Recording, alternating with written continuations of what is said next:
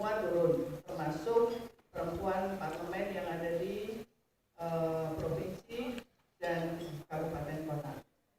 Jadi ini merupakan salah satu pertanyaan bagi saya. Kadang saya menyalahkan diri saya sendiri karena betapa kita sudah berjuang, tetapi ternyata ternyata memang perjuangan perempuan itu tidak bisa atau tidak mudah dengan kebijakan daripada partai politik itu sendiri untuk pembahasan undang-undang PKN. Nah, tadi juga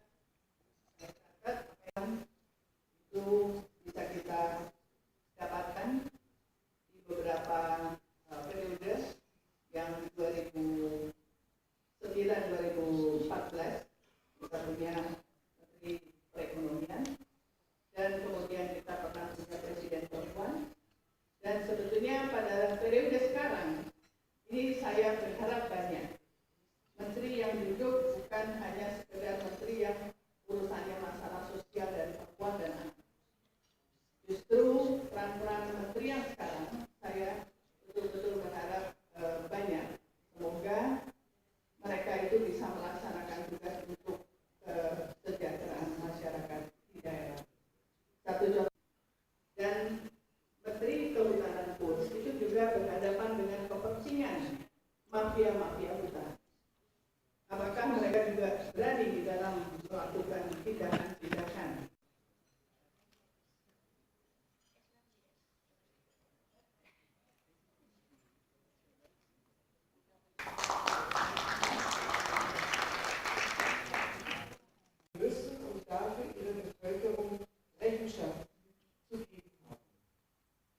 Dies begründet Dynamik und innere Stabilität.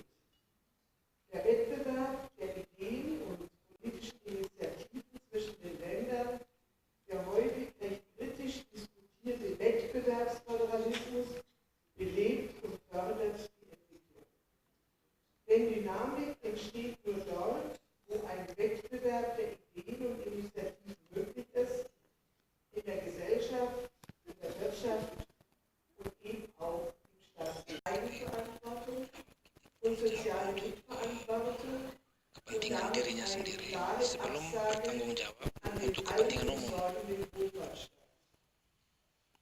Das Subsidiaritätsprinzip, das heißt, im Zeitalter der Globalisierung müssen wir als Länder kami akan mempunyai tanggung jawab untuk membangun kemampuan-kemampuan kami secara optimal. Karena semakin banyak masyarakat mempunyai keinginan untuk masuk menjadi bagian yang penting dalam dunia internasional. Jadi jangan bertanya kualitas itu kepada anggota dewan. Kemudian saya next slide bisa mau urut berapa? Urut 5. Ya gak usah banyak-banyak keluar duit deh. Soalnya secara statistik kamu memang gak masuk. Chances kamu pilih itu lebih parah daripada kalau perempuan ditaruh nomor 5. Kita nggak tahu kenapa ada orang namanya ini di urutan paling atas. Kalau kita adalah voters yang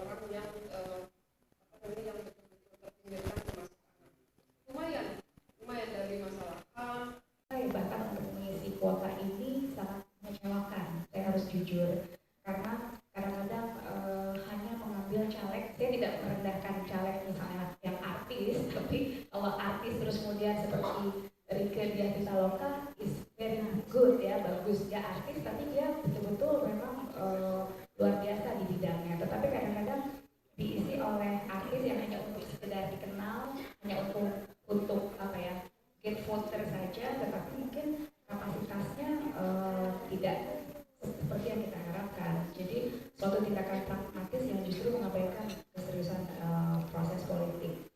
Dan kadang juga perempuan yang sebetulnya baik, punya kemampuan, tapi sayangnya tidak populer, kadang dijadikan pemanis dan tidak sungguh-sungguh menempatkan mereka di wilayah strategis. Saya bersyukur sekali di DPD, walaupun ini nomor urut 11 ya, kalau saya mungkin di DPR urutan 11 sudah nggak ada yang nengok ya, sudah ini sekali. Mudah-mudahan ini bisa juga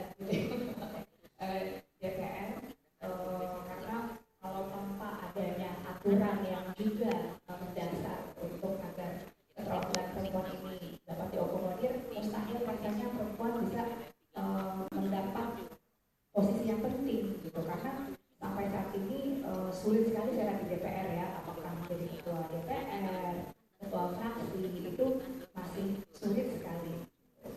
Terus kemudian bahkan keterlibatan perempuan dalam 3 fungsi dasar DPR sebagai legislasi, budgeting, dan controlling ini sering sekali diabaikan.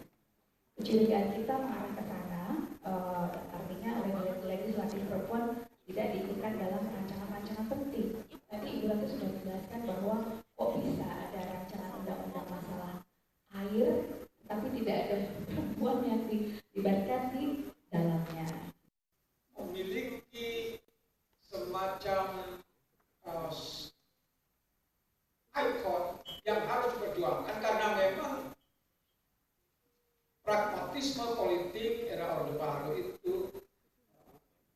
mengabaikan atau tidak mempersoalkan parpol dan ideologi, sehingga saya dalam penelitian politik Orde Baru katakan ada deparpolisasi dan deideologisasi dalam politik, sehingga orang memilih itu ya karena pertimbangan-pertimbangan sangat pragmatis.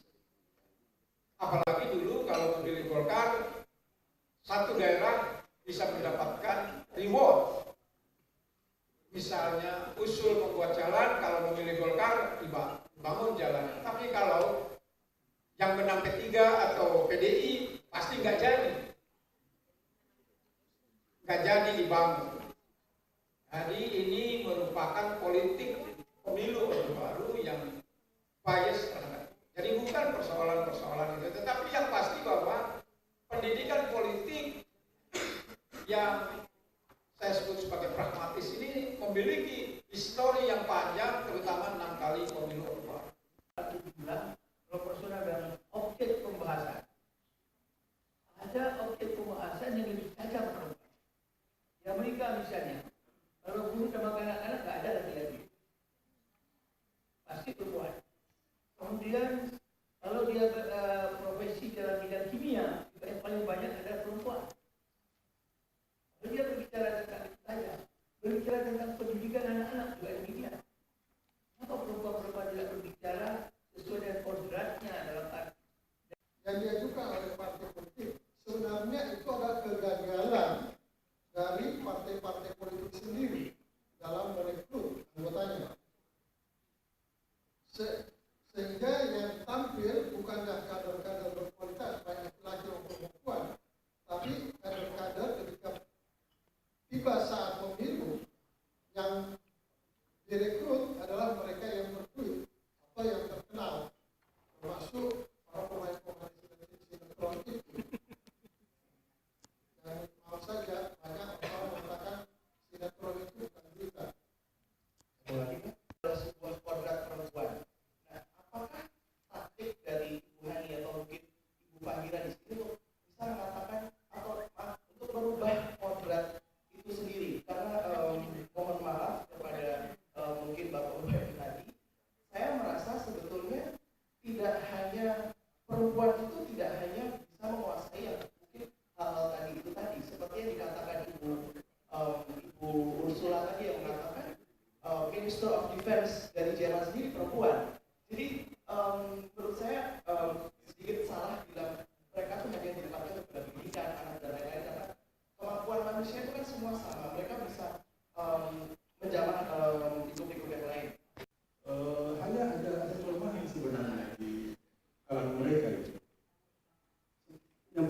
itu egoisnya mereka itu tinggi banget. Tinggi banget. Kemudian tingkat serang menyerang di antara mereka itu sangat tinggi. Gitu. Kemudian pada saat kita diperhadapkan oleh dua calon anggota legislatif, perempuan dan laki, maka yang laki-laki biasa mencari simpati kepada lelaki dan kepada perempuan. Tapi kalau perempuan, ya hanya sama perempuannya aja. Begitu sulit untuk mencari simpati kepada lelaki. Kemudian, sebenarnya kalau perempuan ini untuk menghasilkan calon presiden itu bisa dari perempuan. Bisa.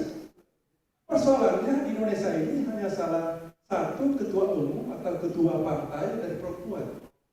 Begitu sulit mereka bersatu untuk membentuk satu partai. Dan calon-calonnya itu dari perempuan semua kalau perlu. Supaya bisa menguasai parlemen. Nah, sebenarnya kalau kita lihat secara